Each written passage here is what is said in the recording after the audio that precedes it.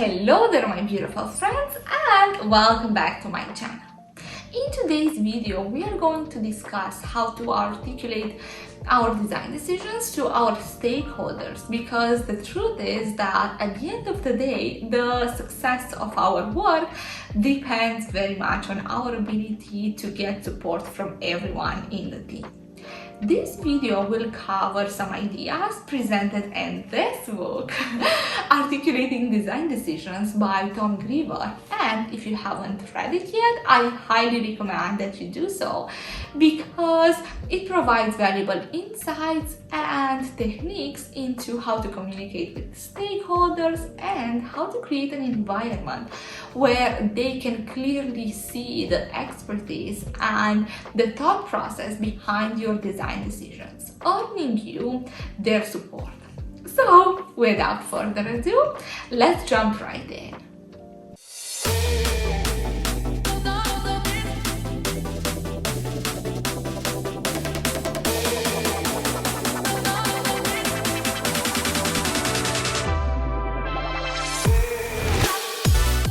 We will start by discussing the difference between a good and a great designer, which is the ability to communicate with people in a way that gives them confidence in your expertise. For that, I want to read you a quote from the book which says, "It's not about whether you can create the most innovative design, but whether you can work with people in a way that gives them confidence in your expertise. Your job will be easier if you're a good communicator." Strangely enough, that may be all it takes to set yourself apart from other designers, even designers who might be more artistically talented than you. Very simple. Good communicators win. Following that, we can cover what makes a design good. Well, for that to happen, a design needs to solve the right problem, to be easy to use, and to be supported by everyone. Well, while a lot of attention is devoted to problem-solving skills and enhancing the user experience, the significance of gaining support from stakeholders and from your team is often overlooked. I would say that this is something that you can start to understand and practice as you gradually grow in your career, as you develop in your role, and you reach a certain level of maturity. But you might wonder, why is that necessary? Why is design a conversation starter in the first place? Well, design is very subjective. It's not like math where 2 + 2 = 4. There isn't always a singular correct answer. Here, I want to present you a really interesting examples to illustrate this point. The Lego duck challenge. The idea behind this is that you get a set of Legos to a group of people and you ask them to create a duck from those Lego bricks. What is very surprising is the variety of solutions that people come up with. You gave them the same problem, the same tools, but their solutions are so different between each other. This is amazing and it shows creativity in practice. Now, this variety in design solutions is what prompts us to have discussions around the potential solutions, an aspect that carries both positive and negative aspects. A quote from the book that I really like says, "Everything we design has another way of doing it. For each design we create, there is an alternative of the opposite way of solving the same problem. This is the reason why we have disagreements about solutions to begin with, and a key problem with articulating design decisions. Designers can be really good at coming up with a solution for the problem, but we are less adept at understanding all of the solutions to the problem. We become so myopic when we think we found it." I believe that this quote presents the pros and cons of these conversations very well. Pro: we cannot possibly think of all of the solutions to a problem. It is always good to get ideas and new perspective from different people. Now, the cons, well, we have to put in a lot of effort and skill in presenting our designs. Getting support is as important as solving the right problems. You could have the most innovative design, but if the team does not understand and is not convinced that this is the right solution to act on, then you won't be successful in implementing it. Now, what can you do to make discussing your ideas and designs easier for you? Build good relationships. The single most important investment you can make is in the relationship between you and your stakeholders. And here I chose the word investment to highlight the time commitment required. From my own experience, strong relationships are cultivated over time through consistent effort and a series of positive interactions. The benefit is that afterwards you won't need to spend as much time and effort explaining all of your design decisions, so that your recommendations will be trusted by default. You can view it as a bank account of trust. You can take only as much as you put inside. Next, we will cover how can you design the meeting where you present your proposed solutions so that you reach your goal, agreement to move forward. What can you do at the beginning to make this meeting successful?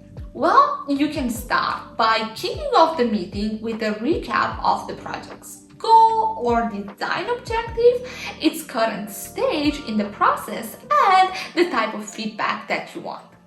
It is good to remember that while we may immerse ourselves in these problems daily as we work actively on it, our stakeholders are not. They might have multiple projects to review, so a quick recap is really helpful. Next, anticipate their reactions. After collaborating with your stakeholders for some time, you will develop a sense of their likely reactions to your designs. Prepare in advance for the questions or suggestions they might raise during the meeting. And finally, ensure your design advocates are present at the meeting to endorse your decisions. Surround yourself with allies who will support you, help you make your case, and tip the scale when it comes to the final decision. Following this timeline, I will cover the most important takeaways for each step on how to design your meeting in a way that it will be easier for you to reach your final goal. We will start by listen to understand. In our profession, we talk a lot about developing empathy for our users. We say that if we can have true empathy for them, we will build better applications. But what about our stakeholders? We need to empathize with them too if we really expect to get through to them. Developing empathy for our stakeholders means attempting to look at our project from their perspective so that we are no longer defensive and protective about our own ideas. This is the point at which the script flips for you. When you have true empathy for your stakeholders, you'll see your role as being one of helping them succeed. Your success depends on their success. You'll find ways to solve problems for them, whether that's accommodating their perspective in your design work or simply presenting your work in a way that appeals to their needs. Next, get in the right mindset. Our job is not to absorb whatever is thrown at us, but rather to guide the conversation to a positive place and be a champion of great design. We are there to facilitate a discussion about design, not to push our solution down on everybody's throat. One concept that really speaks to me that falls under this step is the idea that we should lead with yes. What does that mean? Well, whenever someone offers you a challenge, don't think of all of the reasons why you can't do it. Instead, say yes. Then figure out how you'll get it done. This is how you will work on innovative and creative new things. Next, form a response and choose a message. Our goal here is to form a response that will get support for our solutions and agreement to move forward. Here is what you need to cover in your response. What problem does it solve? How does this affect the user?